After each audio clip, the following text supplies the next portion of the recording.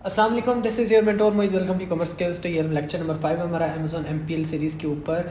और जिसने series follow कर रहा है, जो भी पर्सन सीरीज़ देख रहा है, वो चैनल को सब्सक्राइब जरूर करे। काफ़ी सारे लोग मुझे कह रहे हैं कि सर हमें जो है नोटिफिकेशन नहीं आ रहा है आपके वीडियोज़ के, तो चैनल को सब्सक्राइब करके बेल आइकन को जरूर दबाएं ताकि आने वाली सारी अपडेट्स और वीडियोज़ आपको मिलती जाएँ जो कि सीरीज़ की हैं। तो हमारा लेक्चर नंबर 5 है। लास्ट लेक्चर के अंदर हमने काफ़ी सारी डिस्कशन की थी कि हमने सप्लायर से बात क्या करनी है, कैसे बात करनी है, आपने कैसे उससे प्राइसेस लेनी है, क्या क्या चीज़ें आपको रिक्वायर है अपनी प्रोडक्ट के ऊपर वो आपने करवानी है।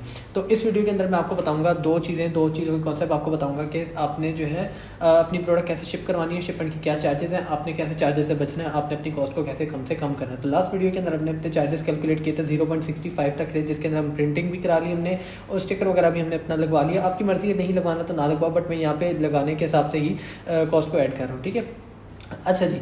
हमारी जो प्रोडक्ट है वो फाइनल भी होगी, सारा कुछ हो गया। अब यहाँ पे आपको दो कॉन्सेप्ट समझाने लगा हूँ। एक हमारे पास सर्विसेज होती हैं 3PL सर्विसेज। ठीक है, सर्विसेज मैं आपको यूएस के हिसाब से समझा रहा हूँ, सर्विसेज इन यूएसए। तो अब 3PL क्या होता है? 3PL होता है थर्ड पार्टी लॉजिस्टिक्स। फर्स्ट कर लो मैंने यहाँ से कोई प्रोडक्ट भेजनी है अमेरिका और उसके ऊपर लेबलिंग वगैरह भी करानी है और मैं अपने मुल्क के अंदर अवेलेबल नहीं हूँ। जैसे मैंने चाइना से प्रोडक्ट ली और अमेजोन के ऊपर मैंने अमेजोन के पास अपनी प्रोडक्ट भेजनी है। अब दो तरीके होते हैं। अगर हम FBA को देखते हैं तो FBA के अंदर हम क्या करते हैं, सप्लायर से प्रोडक्ट लेके हमने अमेजोन के पास भेजने से पहले उसके ऊपर एक कोड लगाने होते हैं। समटाइम सप्लायर ही लगा देता है, उसके चार्जेस एक्स्ट्रा ऐड करके ले लेता है हमसे।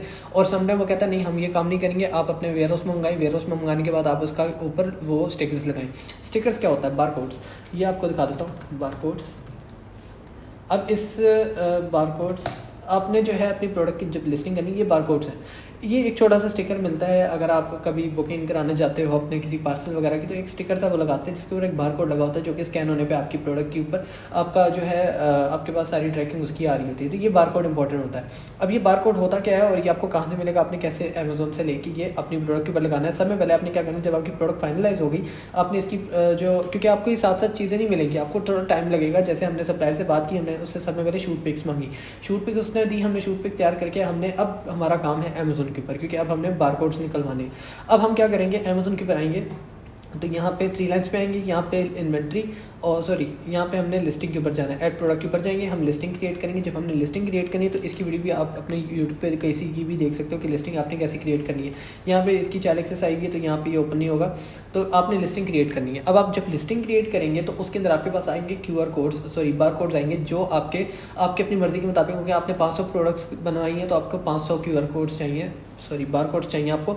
तो आपने बारकोड्स यहाँ से अपने डाउनलोड करके आपने क्या करना है, चैनल के सप्लायर को आपने यहाँ पे शेयर करने हैं। आपने कहना है मेरी हर प्रोडक्ट के ऊपर ये बारकोड भी लगाना है।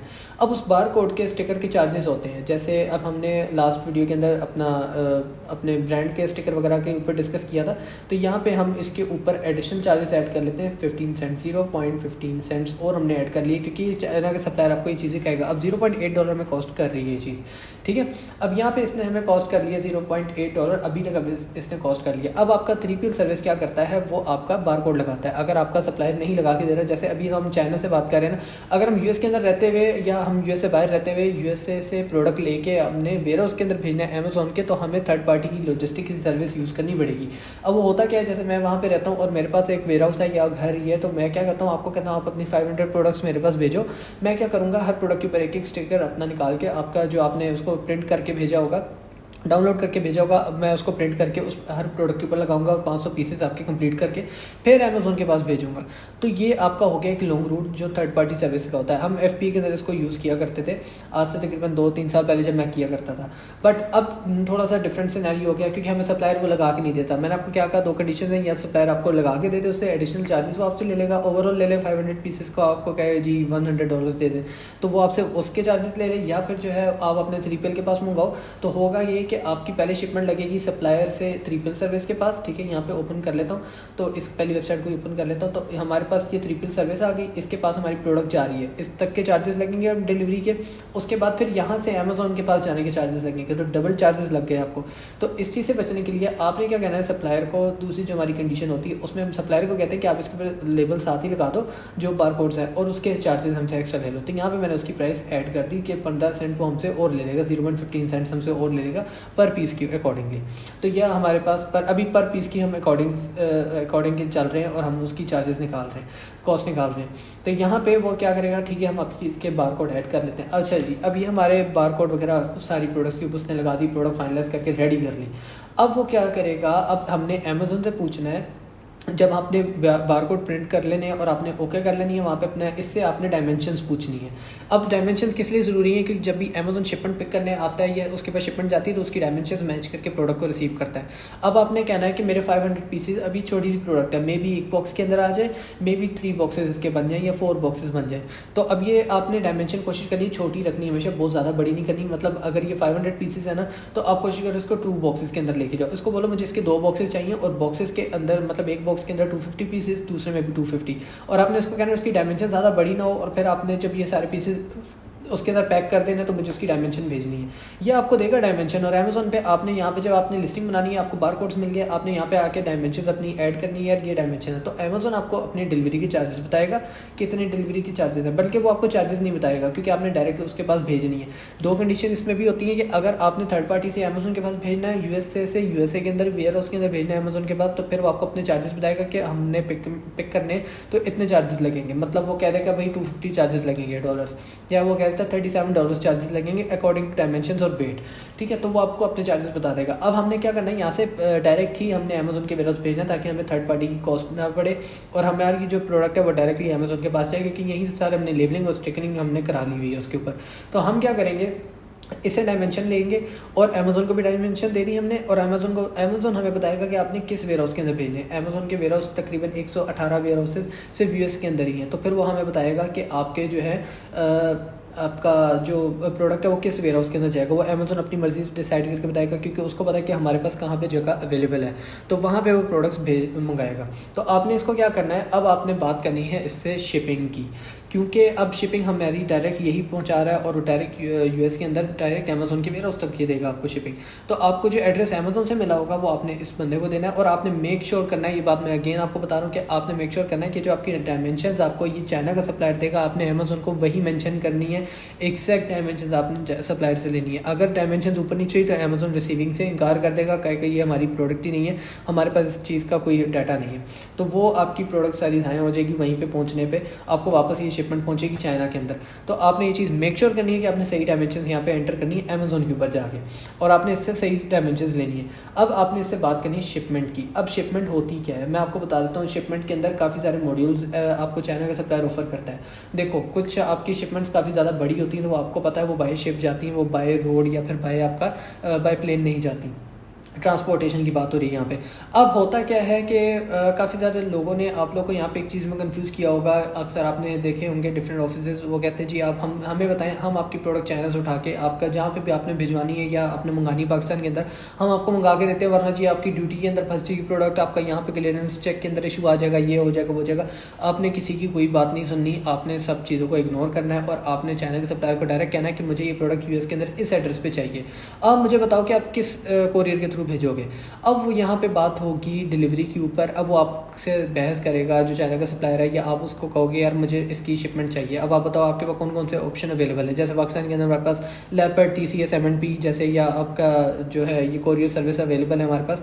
तो हम कहते हैं कि हम आपका जो प्रोडक्ट है वो हम आपका M&P से या TCS से भेजेंगे। इसी तरह इनके पास भी लॉजिस्टिक होती है और इनके पास बड़े पैमाने पर होती है, क्योंकि ये लोग काफ़ी ज़्यादा काम करते हैं, सप्लायर है चाइना का, तो इनके पास काफ़ी ज़्यादा लॉजिस्टिक्स होती है अवेलेबल, चाहे बाय एयर हो, बाय शिप हो, बाय कार हो, बाय रोड हो, कुछ भी हो, वो इनके पास सारी चीज़ें ऑप्शन अवेलेबल होते हैं।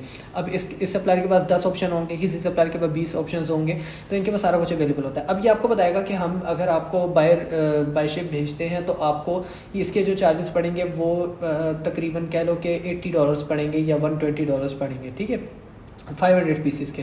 तो अब आप कहोगे कि यार नहीं ये तो बहुत ज़्यादा है। आप अगर वो आपको साथ अपना रेट दे देगा, वो कहेगा मैं बाय एयर भेजूंगा तो इसके चार्जेस पड़ेंगे $300। अब आप उसको कहते हो कि मुझे ये चाहिए तकरीबन 15 से 20 दिन के अंदर, क्योंकि इतना टाइम मिनिमम लगता है। हाँ, अगर आप बाय एयर मंगा लेते तो तकरीबन 1 हफ्ता तब भी लग जाता है, क्योंकि क्लियरेंस वगैरह, ड्यूटी वगैरह क्लियर होने में अमेरिका में टाइम लग जाता है उस काम में। तो आप इसको कहोगे यार ठीक है, अगर आप एवरेज लेके चलते हो, आप कहते हो यार चलो ठीक है मैं थोड़ा सा वेट कर लेता हूँ, एक्स्ट्रा चार्जेस नहीं भरना चाहता, आपके पास इन्वेस्टमेंट कम है। आप उसको कहोगे कि यार मुझे जो है 15 से 20 दिन के अंदर डिलीवरी चाहिए और आप इसको बाय शिप भेज दो या बाय एयर भेज दो। अब वो आपको बताएगा कि बाय एयर भी भेजूंगा तो 15 से 20 दिन लगेंगे, बाय शिप भेजूंगा तो 2 महीने लग जाएंगे, 45 दिन लग जाएंगे या तकरीबन जो है 30 दिन लग जाएंगे। तो ये आपको खुद बताएगा सप्लायर कि इसके बाद कौन कौन सा ऑप्शन अवेलेबल है, आप उसके अंदर से चूज़ कर सकते हो। फर्स्ट कर लो मैं इसको कहता हूँ यार मुझे बाय एयर का अच्छा ऑप्शन मिल रहा है $250 के अंदर, तो मैं क्या करूँगा, या फिर मैं इसको कहूँगा अगर मेरे पास इन्वेस्टमेंट अच्छी है तो मैं कहूँगा ठीक है आप बाय एयर करा दो। अब मैं इसकी कैलकुलेशन कैसे निकालूंगा, हमारी पर पीस अभी तक 0.8 सेंट पड़ा है, इसको हम करते थे कैंसिल। अब यहाँ पे हमें जो है 500 पीसेस रिसीव हो रहे हैं $250 के अंदर, ठीक है। और यहाँ पे मैं $250 डिवाइडेड बाय 500 पीसेस, तो हमें $0.5 एक पीस का चार्ज पड़ा हमें, ठीक है। आई थिंक मैंने गलत कैलकुलेशन कर दी है। 500 पीसेस हैं और $250 में इसकी डिलीवरी हो रही है, तो $2 हमें पर पीस डिलीवरी पड़ गई। तो ये हमारा काफ़ी ज़्यादा हो जाता है। अगर वो हमें कहता है बाय शिप ले लो, क्योंकि हमारी डायमेंशन छोटी है बॉक्सेस की, तो बाय शिप बहुत सस्ता हमें ये पड़ जाएगा। और वो हमें तकरीबन अगर वो कहता है 30 से 35 दिनों में या 40 दिनों में मिलेगा तो ज़्यादा वर्थ इट वही फल है। अगर आपके में इन्वेस्टमेंट कम है तो मैं बार बार इस चीज़ पर इसलिए फोकस कर रहा हूँ, ये आपको बता रहा हूँ ताकि आप लोग कन्फ्यूज़ ना हो किसी चीज़ में। तो यहाँ पर अगर वो मुझे कह देता है कि यार 150 के अंदर आपको रिसीव हो जाएंगे, ठीक है, तो यहाँ पे 150 डिवाइडेड बाय 500 पीसेस, 150 के अंदर हमें 500 पीसेस रिसीव हो रहे हैं। मेरे ख्याल में हमने वो कैलकुलेशन से की थी 0.5 के हिसाब से, तो हमें 150 के अंदर 500 पीसेस रिसीव हो रहे हैं, तो $0.3 चार्जेस लग रहे हैं हमें, यानी कि 0.30 सेंट्स प्लस हमें 0.8 करेंगे इसके अंदर, तो हमारे पास ओवरऑल डिलीवरी समेत कॉस्ट निकल आएगी जो हमारी प्रोडक्ट की होगी। ये हमारी ओवरऑल कॉस्ट है। अब इसको अपने हिसाब से कर लेना, यार मैं इतना मैथमेटिक्स के अंदर इतना स्ट्रॉन्ग नहीं हूँ, तो यहाँ पे कहीं ना कहीं गलती कर भी रहा हूँ तो आप देख लेना। अब यहाँ पे हमारे पास 1.1 के हिसाब से कॉस्ट निकल रही है, अगर वो बाय शिप मुझे भेजता है 40 दिन के अंदर, और $0.3 पर पीस हमें कॉस्ट पड़ रही है, ठीक है।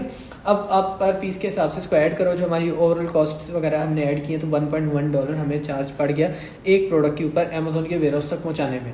हमारे पास है मल्टीप्लाई बाय 500 पीसेस हैं, तो ये हमारी इन्वेस्टमेंट पहुँच गई $550 की MPL के हिसाब से। आपको ओपनली सर्च बता रहा हूँ, अगर आपको कहीं भी कन्फ्यूजन है या आप मुझसे पूछना चाहते हो तो आप मुझे कॉन्टैक्ट कर सकते हो, +923247104848 व्हाट्सएप के ऊपर कॉन्टैक्ट कर सकते हो, या फिर आप जो इंस्टाग्राम पे भी @e-commerce-skills1 के नेम से इंस्टाग्राम है, तो वहाँ पे भी आप कॉन्टैक्ट करके मुझसे पूछ सकते हो। सब में बेहतर आप कमेंट्स में मुझसे पूछ लो, तो वहाँ पे आपको रिप्लाई जल्दी मिल जाएगा। तो ये कैलकुलेशन आ गई हमारे पास। अब 550 हमें पास कॉस्ट आ रही है 500 पीसेस की, तो अब हमें ये पता लग गया कि हमारी जो प्रोडक्ट की कॉस्ट है $1.1 कॉस्ट है अमेजोन के वेयरहाउस तक। अब हम नेक्स्ट जो हम डिस्कस करेंगे उसके अंदर मैं आपको बताऊंगा कि अब इसके ऊपर आपका कौन सा बजट लगेगा, कौन सी कॉस्ट इंक्लूड होगी, सारा कुछ ऐड होने के बाद आपके ये अभी और चार्जेस के अंदर ऐड जो होने वो भी आपको बताऊँगा, और उसके ऊपर फिर हमारी जो कंपेन्स वगैरह चलनी है वो आपने किस तरीके से चलानी है, वो सारा कैसे करना है वो भी आपको पता लग जाएगा। तो ये थी वीडियो हमारे जो सप्लायर से है प्रोडक्ट हमारी और शिपमेंट समेत लास्ट हमारा जो वेयरहाउस तक पहुंचने वाली कॉस्ट है वो हमारे पास यहाँ पे आ गई है, इसमें कॉस्ट ऐड नहीं की। अब मैं 1.1 के अंदर एक कॉस्ट ऐड कर देता हूँ, आपने करवाई इसकी जो है ना $500 में $50 के अंदर आपने इसकी EBC करवाई 50 डिवाइडेड बाय 500, तो यहाँ पे हमारे पास क्या आता है जी 0.1, तो इसको हम ऐड कर। अब EBC क्या है, आपकी प्रोडक्ट की जो आपने पिक्चर्स वगैरह बनानी वो चीज़ है, ताकि आपका कंटेंट अच्छा निकल के आए प्रोडक्ट के ऊपर, उसकी भी डिटेलिंग अच्छी आई है। तो 1.2 हमारे पास कॉस्ट बन गई, मल्टीप्लाई बाय 500 तो 600 कॉस्ट बन जाएगी। आई थिंक हाँ 600 आपकी डॉलर कॉस्ट बन गई 500 पीसेस के हिसाब से, तो ये हमारी कॉस्ट निकल के आ गई। तो जिसको सीरीज़ पसंद आ रही है, जिसको समझ आ रही है, अगर कुछ नहीं समझ आ रही है आप कॉन्टैक्ट भी कर सकते हो और आप कमेंट भी मुझसे पूछ सकते हो। तो ये हमारी सारी डिटेल्स आ गई प्रोडक्ट की। अब आगे क्या करना है वो भी आपको नेक्स्ट लेक्चर के अंदर पता लग जाएगा। वीडियो पसंद आए तो लाइक कमेंट शेयर जरूर कीजिएगा, चैनल को सब्सक्राइब कीजिएगा। मिलते हैं नेक्स्ट वीडियो में। अल्लाह हाफिज़।